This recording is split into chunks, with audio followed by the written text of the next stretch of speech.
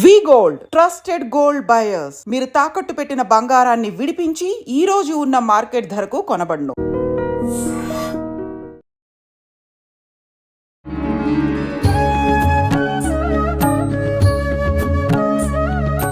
నమస్కారం, welcome to I dream media.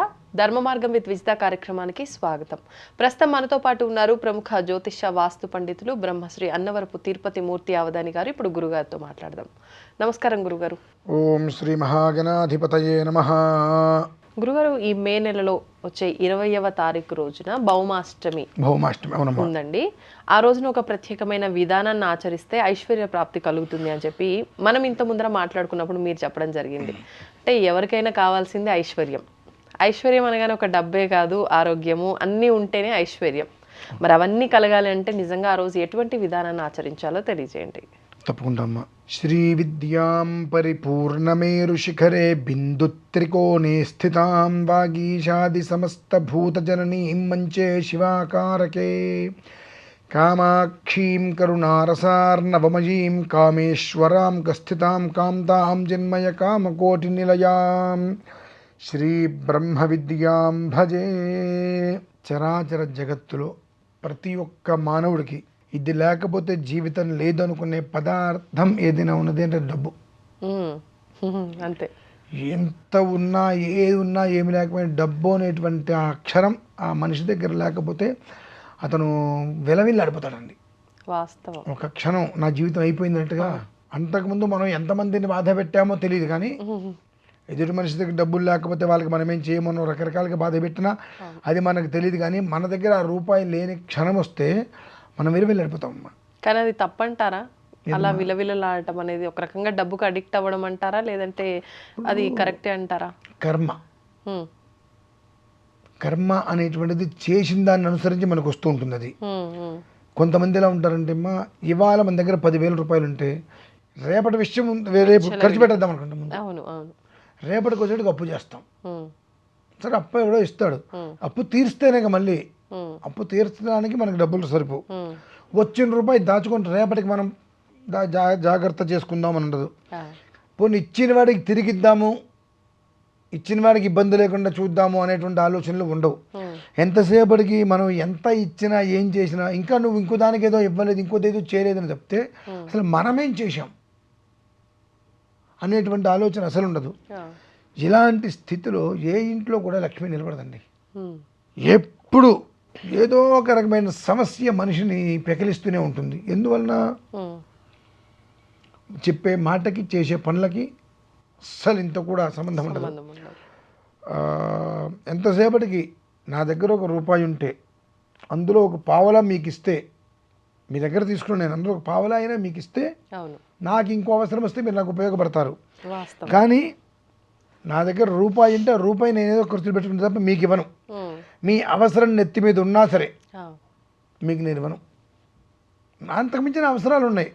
నా అవసరానికి ప్రతి రూపాయి నాకు ఎక్కడో ఒకరు దొరుకుతుంది. కానీ నా అవసరానికి మీ దగ్గర తీసుకున్నటువంటి రూపాయి మీ అవసరానికి నేను మీకు ఇవ్వడానికి నాకు ప్రయత్నం చేయడానికి నాకు చేత కాదనమాట. అవును, ఉన్నారు చాలామంది ఇటువంటి స్థితి. ఇటువంటి విషయంలో ఒకళ్ళ మీద ఆధారపడకుండా, ఒకళ్ళు మనకేదో చెయ్యాలనుకోకుండా, మన రుణం మనం తీర్చుకోవాలి, మనకు వాడు ఇచ్చాడు, అతని అవసరానికి మనం ఇచ్చేయాలి అనేటువంటిది మనస్సులో ఉండాలి. కానీ మనం అడిగినప్పుడు ఇస్తే మాత్రమే మనం ఒకలా బిహేవింగ్ ఉండాలి, ఇవ్వకపోతే మరొకలా ఉండాలి అనేటువంటి తత్వం ఉన్నప్పుడు జన్మాంతం బ్రతకలేరు. దినదినగంటే 100 ఏళ్ళ ఇష్యూ. అప్పు అనేది చేయకుండా ఉండగలగడమే నిజంగా చాలా గొప్ప పని. దినదినగంటే 100 ఏళ్ళ ఇష్యూ. అంతే. మీ అవసరం కోసం ఎదుటి మనిషి ఎన్ని అప్పులు చేస్తుండే ఎవరికి తెలుసు? వాళ్ళు ఎన్ని మాటలు అంటున్నారు, ఎన్ని మాట్లాడాల్సి వస్తుంది, అవన్నీ మీకు అనవసరం. కానీ మీరు అడిగినప్పుడు వాళ్ళు ఇవ్వలా అనేటువంటి దాంట్లో మనం ముందుకెళ్ళిపోవడం మనిషి యొక్క లక్షణం. అటువంటి దాంట్లో నుంచి కూడా నాకున్న అప్పులు నేను తీర్చుకోవాలి, సమస్య లేకుండా నా కుటుంబంతో నేను ప్రశాంతంగా ఉండాలంటే భౌమాష్టమి, భౌమాశ్విని రెండు. భౌమాశ్విని అంటే మంగళవారం అశ్విని నక్షత్రంతో కలిసి రావడం ఒకటి, మంగళవారం అష్టమితో రావడం ఒకటి. ఈ రెండు ఇటువంటి వాటి నుంచి ఊబిలో కూరుకుపోయిన వాటి నుంచి బయటికి తీసుకొస్తుందమ్మా. ఖచ్చితంగా. ఏం చేయాలండి మరి ఆ రోజున? ఆ భౌమాష్టమి రోజు నాడు మామూలుగా ఇప్పుడు నవచండీ ప్రకరణ ఒకటి ఉంటుంది, లేదంటే అథర్వ శీర్షం ఉంటుంది. అదొక 9 సార్లు పారాయణ చేయించుకొని అనంతరం మీకు కుదిరితే ఇంట్లో, లేదంటే ఎక్కడైనా చేస్తున్నారు ఇది జరుగుతుంది అంటే యథాశక్తిగా ప్రత్యక్షంగాను పరోక్షంగాను అందులో మనం పాల్గొనే ప్రయత్నం చేయటం. ఓకే. ఇంట్లో చేసుకోగలిగితే మనకు చేతికి పెట్టుకుంటాం గోరింటాకు, ఆ గోరింటాకు గింజలు ఉంటాయమ్మా, ఆ గింజలు తెచ్చుకొని తంగేడి పూలు పసుపచ్చగా ఉంటాయి చక్కగా ఇప్పుడు దొరుకుతాయండి? దొరుకుతాయమ్మా. ఆ తంగేడి పూలు అందుకనే 2 చెప్పారు. అవును, ఆప్షన్ అంటే ఏదైతే అది 2 దొరికితే 2, ఓకే, లేదంటే ఏదన్నా దొరికితే దొరికింది అది ఆ 2 తీసుకొని తేనెలో ముంచి అమ్మవారికి హోమం చేయటం. హోమంలో వేయాలి అవి? హోమంలో చిన్న అగ్నిహోత్రం పెట్టేసుకొని షట్పాత్ర ప్రయోగం చేసుకొని ఆ అమ్మవారికి నుంచి కొన్ని బీజాక్షరాలు ఉంటాయి, ఆ బీజాక్షరాలతో చేసుకుంటూ సదైవీం సంపదమాప్నోతి అనుకుంటూ హోమంలో. కానీ బీజాక్షరాలు అందరూ చెప్పడానికి వీలు అంటే ఏ ఇంట్లో చేసుకున్నా బ్రాహ్మణ్ణి పిలవాలమ్మా, సొంతంగా చేసుకోవడానికి లేదు. ఓకే, ఆ పాత్ర ప్రయోగాలు చేసుకోవాలి కదా. కాబట్టి ఒక పురోహితులను ఎవరన్నా పిలిచి, లేదంటే ఎక్కడన్నా ఆలయంలో కానీ మరి ఎక్కడన్నా జరుగుతుంది అంటే ఖచ్చితంగా ఆ యజ్ఞంలో అయ్యేటువంటి దానికి అయ్యే ఖర్చు ఎంతైతే ఉంటుందో, అంటే మన ఇంట్లో మనం చేసుకుంటే ఎంత ఖర్చు అవుతుందో కనీసం మాత్రం ఆ ఖర్చును మనం వాళ్ళకి అందివ్వగలగాలి. ఇది గోరింటాకు గింజలు, తంగేడి పూలు, అంటే అందులో ఎవరైతే యూజ్ చేస్తున్నారో పదార్థాలు 3 తామర గింజలు, తామర గింజలు అత్యంత శ్రేయదాయకం. వీటిల్ని తేనెలో ముంచుకొని ఆ విధానాన్ని హోమం చేయాలి. తేనె ఎందుకండి మళ్ళీ, అంటే దీనికి? అది శ్రీప్రదం కదమ్మా తేనె. ఓకే, తేనెలో ముంచే అమ్మవారికి హోమం చేయాలి. ఒక పక్కన ఆద్యం నెయ్యి పడాలి, ఇంకొక పక్కన చెరుకు ముక్కలు పడాలి. ఇవి కొన్ని ఉంటాయి విధానాలు. వాటిని అనుసరించి అమ్మవారికి 108 ఒక భాగం, 108 ఒక భాగం, 108 ఒక భాగం, అట్లా 5 సార్లు వస్తుందమ్మా. 108 భాగాలు, 5 భాగాలు విడివిడిగా. ఇవి ఏవైతే ద్రవ్యాలు ఉంటాయో ఏ ద్రవ్యానికి ఆ ద్రవ్యాలు అలా పెట్టుకుని వాటితో మనం హోమం చేసుకోవాలి. ఆ చేసుకొని ఆ భస్మం మనం పెట్టుకోవడం, ఆ భస్మం లేదంటే మనకు ప్రసాదంగా పంపిస్తారు. మనం ఏం చెయ్యాలి? ఎక్కడో చోట ఆలయంలోనో ఇంకెక్కడో జరుగుతుంటే మనం డబ్బులు కట్టేసాం, మనం ఏం చేయాలి? సదైవీం సంపదమాప్నోతి, ఇది మనం మంత్రం చెప్పుకోవాలి. అది మనం చదువుకుంటూ ఉండాలి మనస్సులో. అంటే వాళ్ళు చేస్తున్నప్పుడు మనం పక్కన ఉన్నప్పుడా?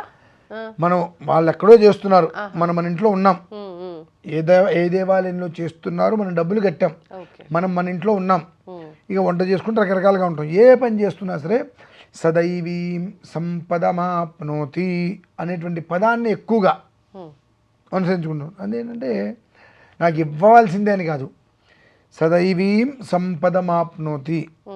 ఈ ఒక్క మహాలక్ష్మి అమ్మవారికి భౌమాష్టమి రోజు నాడు ఈ విధానం నేను చేయించుకుంటున్నాను అంటే ఆ అర్హత నాకు ఖచ్చితంగా ఉంది, ఆ అర్హత నాకు నేను పొందగలుగుతున్నాను కనుకనే ఈ హోమం నేను చేసుకోగలుగుతున్నా అమ్మవారిని. కనుక ఆ ఒక్క యజ్ఞ ఫలితం నాకు వెంటనే కావాలి. సదైవీం సంపదమాప్నోతి. సంపద అనేటువంటి డబ్బు ఒకటే కదమ్మా, పోయిన వస్తువు తిరిగి రావడం కావాలి, పోయినవి ఎన్నో తిరిగి రావచ్చు. సంపదలు అంటారు, అనేకం కలిసి సంపదలు. కనుక ఆ సదైవీం సంపదమాప్నోతి, నాది అనుకున్నటువంటి ప్రతిదీ పోయింది ఏదైతే ఉంటుందో ఆ ప్రతిదీ నాకు రావాలి. నాకు రావాల్సింది ఏదైతే ఉన్నదో విశేషంగా ఉంది ఖచ్చితంగా, అది నాకు రాసి ఉంది కాబట్టి నేను యజ్ఞంలో పాల్గొనగలిగా. కాబట్టి ఆ ఒక్క ప్రసాదాన్ని నాకు ఇవ్వతల్లి. సదైవి అనే పదాన్ని ఎంత వీలైతే అంత రోజు, అంటే సంఖ్యతో సంబంధం ఏం లేదు, మనకి ఎన్నిసార్లు ఎంత వీలైతే అంత అనుకుంటే ఉదయం 7-7:30 మొదలు పెడితే 12:30-1 గంట వరకు క్రతువు జరుగుతూ ఉంటుంది అక్కడ. ఆ సమయంలో క్రతువు జరుగుతుంది కాబట్టి అక్కడి వరకు మీరు మనస్సులో అనుకోవడం శ్రేయస్కరం. దాని వలన వచ్చేటువంటి ఫలితం నేను చెప్పేదానికమ్మా ఫలితం అనుభవించినప్పుడు ఆనందం వేరుగా ఉంటుంది. అంటే ఒక పక్షి రెక్కలు వచ్చిన తర్వాత అలా గాల్లో విహరిస్తుంది చూసారా, అప్పుడు ఎలా ఉంటుంది? 10వ క్లాస్ పూర్తయిన తర్వాత ఇంటర్కి పిల్లలు కాలేజీలోకి వెళ్ళినప్పుడు వాళ్ళ పరిస్థితి ఎలా ఉంటుంది? మనకే కనుక రెక్కలు వచ్చి గాల్లోకి ఎగురితే ఎలా ఉంటుంది? మొట్టమొదటిసారి విమానం ఎక్కివాడే పరిస్థితి ఎలా ఉంటుంది? ఒక ఆనందం, అవును. అది అనుభవిస్తారమ్మా. ఇప్పుడు నేను ఈ రకమైన ఆనందాన్ని అనుభవిస్తానని చెప్పడం పెద్ద విషయం కాదు, కానీ నేను చెప్పేదానికన్నా వాళ్ళు అనుభవించేది ఉంటుంది చూశారండి, అది చాలా గొప్పది. కరెక్ట్. ఆ సదైవీం సంపదమాప్నోత అనేటువంటిది భౌమాష్టమి. అలానే మంగళవారము అశ్విని నక్షత్రం కలిసి వచ్చిన రోజు నాడు కూడా ఇదే రకం విధానం ఏర్పడుతుందమ్మా. ఇప్పుడు మనకు అదే మంగళవారం అష్టమి. అష్టమి గురించి మనం చెప్పుకోవాలి అని అంటే జీవితానికి ఆద్యంతాలు అదే. ఒక 8 రాయండి, 4 సార్లు దిద్దండి, అది ఎక్కడ ఉంటుంది, ఎక్కడ మొదలు ఎక్కడ చివరి మనం చెప్పలేం. అవునా కదంటారండి. కనుక ఆ అష్టమి చంద్రోదయం ఎప్పుడూ కూడా, అష్టమి అంటే ఎంత వెన్నెలగా స్థానువుగా స్థిరచిత్తంగా ఉంటుందో ఆ మనిషి జీవితం అనేటువంటిది అలానే ఉంటుంది ఎప్పటికీ కూడా. అంతకుమించి కావాల్సింది ఉందమ్మా. ఈ దానికి భౌమాష్టమి అనేటువంటిది చాలా సద్వినియోగమైనటువంటి విషయము. కాబట్టి ఎవరన్నా పురోహితుల వారు ఉంటే ఇంటికి పిలిపించుకొని చేసుకోవటం ఒక విధానం, లేదు అనుకుంటే ఏదైనా ఆలయాల్లో జరుగుతుందంటే అక్కడ చేయటం. అయితే ఈ ఫలితం అందరికీ కూడా రాదండి చేస్తే. ఎందుకనండి? ఎందుకు రాదు? ఎందుకు రాదు అని అంటే ఈ మధ్యకాలంలో ఇటికి రాళ్ళల్లో చేసేటువంటి క్రతువుల కన్నా ఇనప వాటలో చేసి తీసుకొచ్చేసి ఇనుప హోమగుండాలు తయారు చేశారు. అవి అద్దెకి తెచ్చేసుకొని చేసేస్తున్నారు. అప్పుడు ఆ పూజ, ఆ హోమమే పనికిరాదా? ఇనప దాంట్లో హోమం చేయకూడదు. ఫస్ట్ ఆఫ్ ఆల్ ఇనప దాంట్లో హోమం చేయకూడదు. మళ్ళీ దాన్ని తీసుకొచ్చి ఇంకో చోట. కాబట్టి అటువంటి దాంట్లో చేస్తే నిత్యంగా దరిద్ర పెద్దమ్మ తెలుసా మీకు? జ్యేష్ఠాదేవిని దరిద్ర పెద్దమ్మ అంటారు. ఆవిడ వచ్చి ఇంట్లో కూర్చుంటుంది. నువ్వు చేసిన దానికి ఆవిడ సంతుష్టురాలై, ఆవిడ ఆనందపది ఆ వికార రూపంతో, రక్తనేత్రాలతో, కఠిన గాత్రంతో నడుచుకుంటూ, ఎగురుకుంటూ, దొర్లుకుంటూ, పొర్లుకుంటూ నీ ఇంట్లో వచ్చి కూర్చుంటుంది. కాబట్టి అటువంటి ప్రక్రియ చేయకుండా 4 ఇటుకరాళ్ళే పెట్టుకో, అందులో ఇసుక పోసుకో, చేసుకోగలిగితే మంచిది. అది ఓకే. అంటే మనం చేయాల్సిన పనులు, క్రతువులు చేసినప్పటికీ ఇలాంటి చిన్న చిన్న పొరపాట్లు చేస్తున్నాం కాబట్టి ఫలితం చాలా తప్పు. మీరు అన్నమాట ఏంటండి తప్పు? చిన్న పొరపాటు కాదమ్మా, పెద్ద పొరపాటు. అవే పొరపాటు. అసలు పొరపాటు అంటే ఏంటి? అలవాటుగా మారకుండా ఉండేవి పొరపాటు, కానీ ఇవి 10 ఏళ్ల క్రితం లేవుగా. ఇప్పుడు ఎందుకు వస్తున్నా, ఇందులో ఎంతవరకు కరెక్ట్ అని మనం ఆలోచిస్తున్నామా? కానీ మనం చేసే పని భక్తితో చేస్తే, మనసు పెట్టి చేస్తే ఫలితం ఉంటుంది. కానీ చేసే వస్తువులతో, ఆడంబరాలతో, ఇలాంటి వాటితో సంబంధం లేనే లేదంటారు కదా గురుగారు. ఇది 200 కాదు 10,000% కరెక్ట్ అయిన మాట. కానీ ఇక్కడ యజ్ఞగుండానికి ఒక విధానం చెప్పబడి ఉందిగా. ఓకే, యజ్ఞగుండం ఇలా ఉండాలి, దానికి సంస్కారం ఉంది కదండి. యజ్ఞగుండానికి సంస్కారం చేయాలి. సంస్కారం లేకుండా యజ్ఞగుండం చేయడానికి వీల్లేదు. ఓకే, ఇనుముకి సంస్కారం లేదు కదా. ఓకే, అంటే లోహంలో చేయకూడదు. యజ్ఞగుండం దగ్గర యజ్ఞ పాత్రలు అవన్నీ కూడా సంస్కారానికి సంబంధించినటువంటివి. ఆ ఇనపది తీసుకొచ్చి అక్కడ పెట్టేసి దానికి నేను సంస్కారం చేస్తా అంటే సంస్కారం లోపమేగా వచ్చేది. అక్కడ మనకు ఉన్నటువంటి వాటికి ప్రాయశ్చిత్తం కోసం ఇవన్నీ చేస్తున్నాం. ఆ ప్రాయశ్చిత్తమే సంస్కార లోపం చేస్తే ఇంకేంటమ్మా? కాబట్టి ఇవి చిన్నవి కాదమ్మా, మనకు తెలియక చిన్నవి అనుకుంటాం, ఇవే పెద్దవి. ఈ చిన్న పాపాలు, చిన్న చినుకులు 10 పడితే ఏమవుతుంది? ఇంత అవుతుంది. ఒకేసారి అంత పడితే ఏం కాదు, చెల్లాచెదురైపోతుంది. కాబట్టి చిన్నవే కదా పాపాలు అనుకుంటాం. అది పీడ్చేటువంటి పాపం, మనిషిని రక్తం పీల్చేటువంటి పీల్చుడు మనం అర్థం చేసుకోలేం. కనుక ఆ ఇనప దాంట్లో తీసుకొచ్చేసేసి చేయకుండా, కొంతమంది అంటే రాగివి కూడా హోమగుండాలు వస్తున్నాయి కదండి ఇప్పుడు, చిన్నవి చేయించాలి.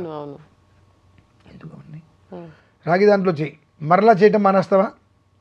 ఓకే, మానేయాలి. అంటే మన ఇంట్లో మనమే మళ్ళీ మన ఇంట్లో మనం చేసుకోవాలన్నా శుభ్రంగా తోమితే దానికి ఆ మసి ఉండకూడదమ్మా. ఓకే, అలా చేసుకోవచ్చు, మసి ఉండకూడదు. కానీ పోతుందా? పోదేమో. పోదు. అవును, పోదు.